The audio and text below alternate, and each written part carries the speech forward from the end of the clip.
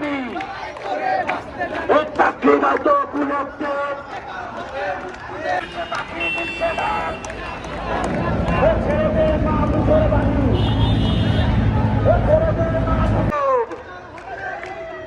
মেধাবীদের কান্না মেধাবীদের কান্না আমার দেশ আমার নাম